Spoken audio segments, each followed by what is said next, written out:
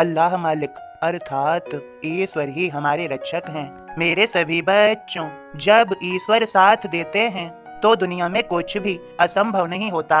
लेकिन जब हम ईश्वर को साथ न मान के स्वयं में अहम उत्पन्न करके यह कहते हैं कि मैं समर्थ हूँ, तो यह अहम भाव होता है, यह अहंकार की भावना होती है। मेरे बच्चों, सब ईश्वर की ही कृपा से संभव है। मैंने पिछले संदेशों में समझाया भी है, फिर से समझाए देता हूँ। मेरे बच्चों, जब बच्चा छोटा होता है तब वह माता पिता और अपने बड़े भाई बहन और परिवारजन की देख रेख में रहता है। माँ उसको गोद में उठाए रखती है। जब बच्चा बड़ा हो जाता है तब माँ भी उसे गोद में नहीं उठा सकती। मेरे बच्चों, जब बच्चा स्वयं में समर्थ हो जाता है, अपने फैसले खुद व खुद लेने लगता है, तब वह स्वयं में सक्षम हो जाता है। इसी प्रकार मैंने अपने सभी बच्चों को मन मस्तिष्क दिया है और उन्हें सोचने समझने की शक्ति दी, बुद्धि विवेक दिया। सदा याद रहे, जो भी तुम्हें मिला है वह ईश्वर की ही कृपा है। उसका सदुपयोग करो, दुरुपयोग नहीं। मेरे सभी बच्चों, समझो यहाँ पर, जैसे मैं एक दृष्टांत देता हूँ इस प्रकार। जैसे किसी को सहायता की आवश्यकता है, तुम्हारे भीतर दया आ गई, तुमने उसे कुछ रुपए दे दिए और उसने उन रुपयों को दुरुपयोग कर दिया।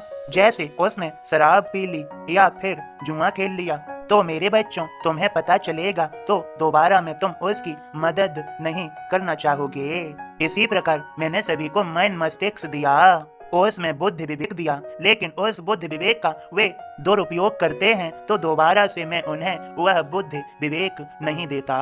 सदा याद रहे, ज्यादा होशियारी नहीं, वरिष्ठ जन की बात का करो हमेशा मोल। मेरे बच्चों, अपने से बड़ों की बात ध्यान से सुनो और यदि उसमें कुछ शिक्षा छुपी है तो उसे अवश्य ग्रहण करो। मेरे बच्चों, स्वयं को सर्वोपरि बनाने के लिए अपने आप को अनुशासन में रखना सीखो। मेरे बच्चों, मैंने कहा है अल्लाह मालिक अर्थात ईश्वर ही हमारे रक्षक हैं। यह भूलो ना, वे ही सभी की रक्षा कर रहे हैं। और याद रहे, अधूरा ज्ञान निरर्थक है।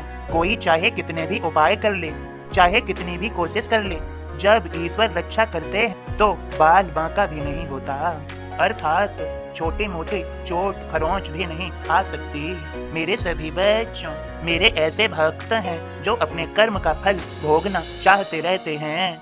भला मैं उन्हें निराश कैसे कर सकता हूँ? और वे उस फल में भी अपने आप को सुखी महसूस करते हैं, परमानंद प्राप्त करते हैं। वे मेरे भक्त महान हैं। और मेरे ऐसे भी भक्त हैं जो सदैव दुनिया भर दर्द पीड़ाएं मुझसे अपने ऊपर मांगते रहते हैं। मैं उन्हें वही देता हूँ जिससे उन्हें तकलीफ न हो, क्योंकि जब मेरा भक्त रोता है तो मेरी आंखें झलकने लगते हैं, मेरी आंखों से भी आंसू बहने लगते हैं।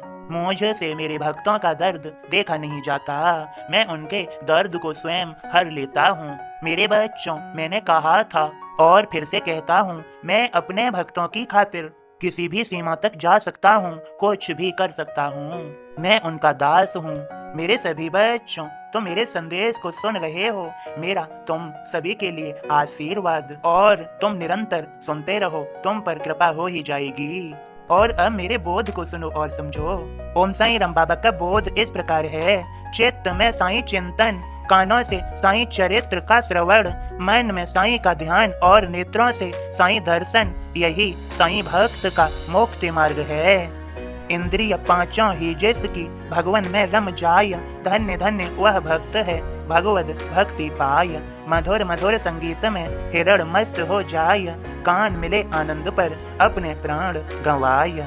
परस लोभ में नरहाथी हथनी पीछे जाय, बिछी घास जो पैर धरे गड्ढे में गिर जाय। दीपक देख पतंगा धावे, जोत उसे भर माय, मिलन जोत से होत ही जले और मर जाय। भोजन रस के वास्ते मछली दौड़ी आय, रस नीरस हो जाए सब कांटे में फंस जाय। भंवर वे भोर सुवास पर कमल फूल बैठाय, सिमट रह गई पंखुरी भंवर बंद हो जाय। एक विषय पीछे भागे बुरा मिले परिणाम, 5 विषय मिल जाए तो दुर्गत निश्चित जान। श्री जी से व्याख्या सुनी नाना देकर कान, चरणों में लोटन लगे साईं कृपा निधान। चांदोर कर नाना दिए साईं गीता ज्ञान, सोमंत के सौभाग्य से होता अनुसंधान। ओम साईं राम। बाबा के सभी भक्तों, बाबा के बोध को अच्छे से समझ लीजिए। समझो आप पर कृपा हो ही गई। बाबा के सभी भक्तों, आप सभी को बाबा का आशीर्वाद मिल गया है। सभी प्रेम से बोलें ओम साईं राम, जय साईं राम।